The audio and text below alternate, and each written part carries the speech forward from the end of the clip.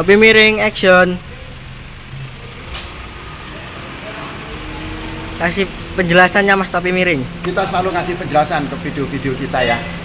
Jadi yang penting jangan bosen ya. Di video kali ini kita akan membahas, karena banyak sekali permintaan ya, kita buat penayangannya langsung. Ini tentang bagaimana atau apa yang harus dilakukan ketika mobil kita akan digunakan untuk perjalanan jarak jauh atau non-stop 1 hari 1 malam atau lebih untuk keluar kota atau keluar pulau. Apa saja yang harus dilakukan untuk membuat agar mobil ini aman, nyaman sampai dengan tujuan, kembali lagi ke tujuan awal, tidak terkendala. Apa saja mulai dari tune up, rem, kemudian sistem elektriker, scan, semua wajib dilakukan, yaitu ya tentunya ke bengkel aja ya, nanti ke bengkel lebih tahu. Sampaikan saja pendapatnya, keluhannya, nanti tindakan servisnya akan dilakukan di bengkel. Yuk ikuti perjalanannya bagaimana cara memperlakukan mobil yang akan dipergunakan untuk jarak jauh atau keluar pulau mudik. Ini dia videonya, persiapan buat kita semua ya. Yuk.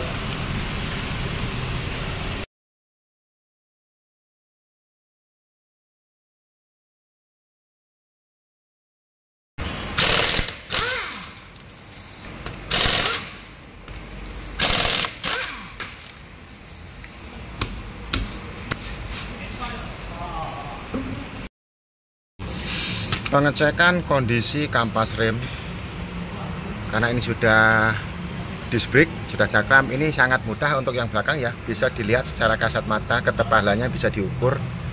Ini masih kondisi tebal, tetapi kan kita harus tetap melakukan prosedur pengecekan, kemudian pengecekan piston dengan membongkar bagian kalipernya ini. Sekarang kita cek yang bagian depan.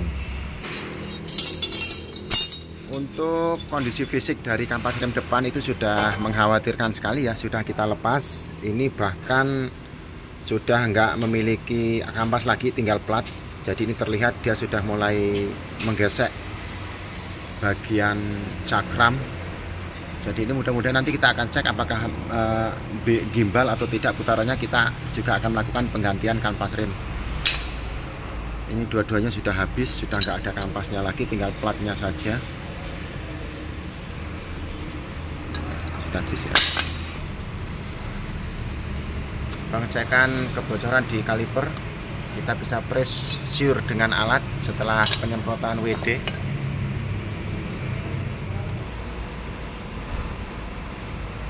Pengecekan dan penyetelan kampas rem depan, berikut juga dengan yang belakang.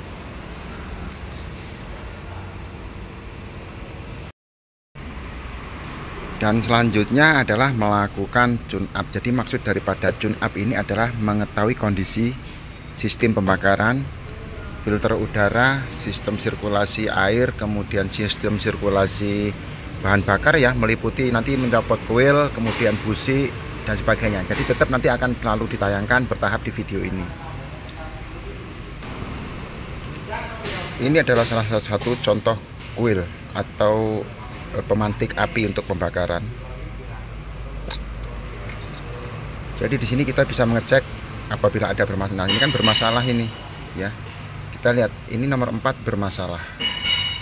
Terlihat dari warna dan endapan kotoran. Ini kan sudah mulai trouble ini. Jadi ini perlu menjadi perhatian ketika melakukan tune up. Jadi mobil ini sebenarnya sudah menunjukkan gejala-gejala kalau sudah seperti ini. Kebocoran. Jadi ini rawan sekali terbakar, dan kalau sampai ini meledak, dia short, maka yang dihajar itu ecunya nanti yang kena. Jadi itulah fungsi daripada tune up, untuk memastikan agar kondisi itu tidak terjadi ya. Sebelum terjadi sudah kita cegah terlebih dahulu. Nah selanjutnya kita akan melepas busi. Setelah melepas tutup busi atau ignition coil,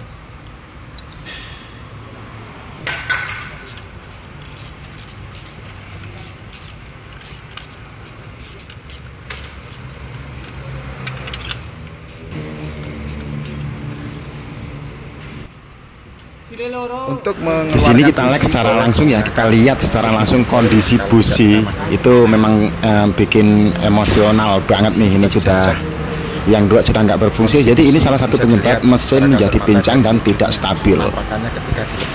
Filter udara wajib dibersihkan, atau memang sudah tingkat kekotoran sudah terlalu tebal, diganti untuk hasil yang lebih baik. Kemudian ke kuil busi nomor 3 tuh ya, sudah trouble banget. Jadi ini kendala-kendala yang sebenarnya di luar nalar. Kenapa bisa sampai kayak gini? Selanjutnya kita melakukan pencabutan untuk busi nomor 4. Mari sekarang kita berpikir secara logika, kenapa busi bisa berubah tampilan seperti ini.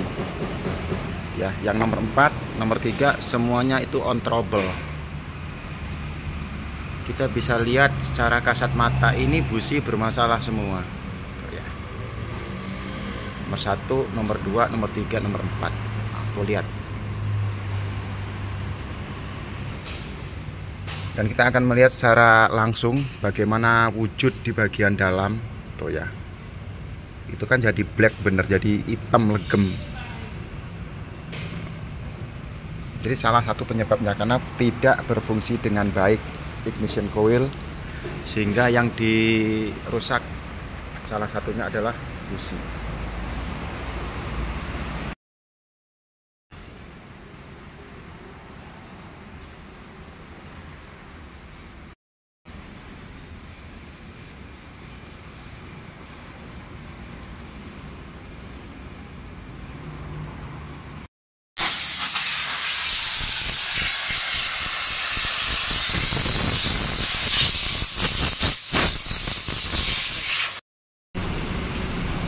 Selanjutnya, untuk membuat mobil ini agar kembali normal seperti sedia kala, seperti awalnya tadi, tentunya kita akan melakukan penggantian utamanya di bagian busi ya.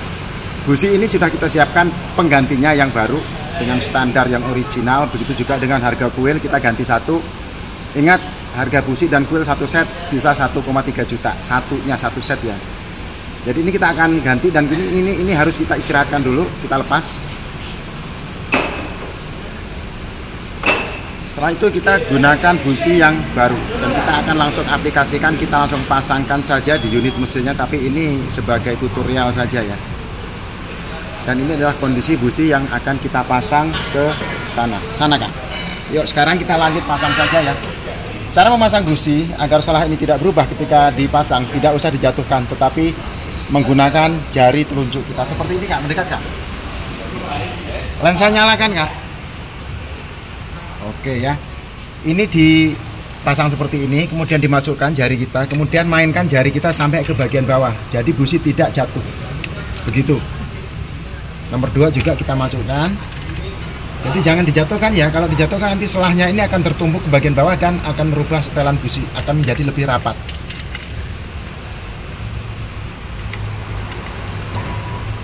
Oke, sudah selesai. Nah selanjutnya untuk pemasangan kuil, ini langsung dipasang saja, jadi tidak perlu harus berurutan, bisa dipasang secara asat, yang penting pastikan ini terpasang dengan baik. Ini cara masang setelah businya dikencangkan ya, jadi nggak berurutan nggak apa-apa, bisa secara asat, karena ini adalah untuk sumber pematik api saja, jadi nomor 1, 2, 3 bisa dipindah kemana-mana, yang penting harus dipasang. Ini adalah pemasangan ignition coil, jadi boleh diacak, nggak harus ditandain atau berurutan. Boleh di nomor berapa aja.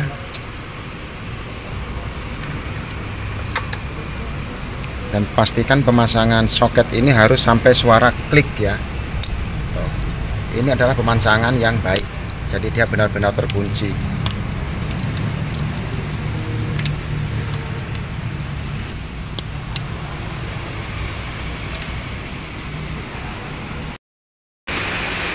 Di sini kita melihat ada permasalahan di piston kaliper. Ini adalah untuk kampas handbrake masih cukup baik ya. Kalau bagian belakang itu ada 2 kampas, yaitu kampas utama atau kampas remnya. Kemudian ini adalah kampas handbrake atau handrem atau rem tangan.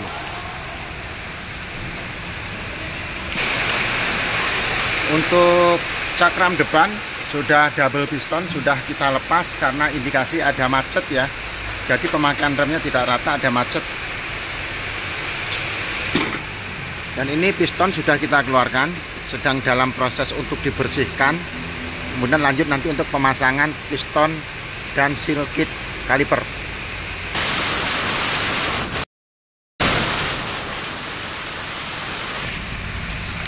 Untuk seal gelang dan kaliper diganti.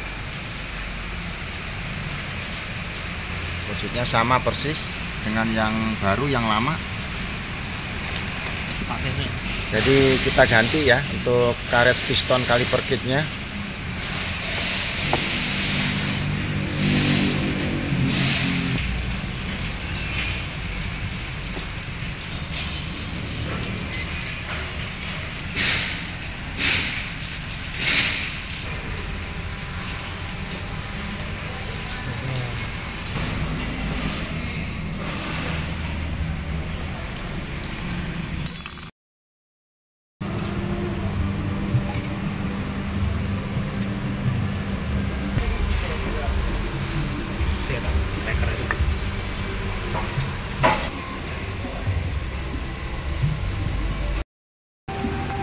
Kemudian ketika pedal rem ditekan, saat ditekan dia ada getar, ada gelombang ya, semacam kayak menyendal-nyendal gitu. Nah ini dia karena ada permukaan yang tidak rata, tidak balance di sini, makanya ini tadi dilepas kemudian dibubutkan permukaan ini biar rata, luar dan dalam ya. Jadi ini nanti akan menghasilkan traksi atau cengkraman yang baik dan pedal rem tidak mengombak seperti ini ketika ditekan. Jadi ketika rem Anda bermasalah dan ditekan rem itu menggelombang seperti ini ya, ngejut, berarti permasalahan ada di piringan disc brake. Ini sudah kita bubut, permukaannya sudah kita ratakan.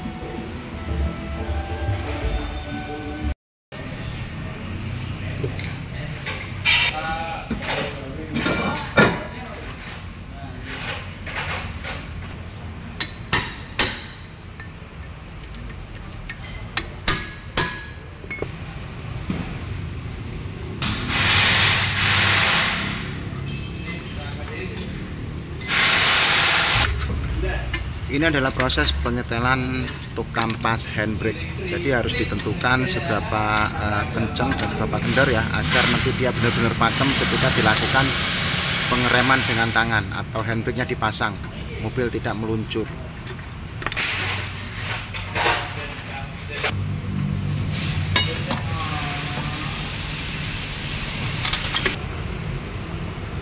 Pasang, dicek. Kalau sudah sip, sudah pas, oke, pekerjaan selesai, tinggal melakukan quality control atau pengecekan.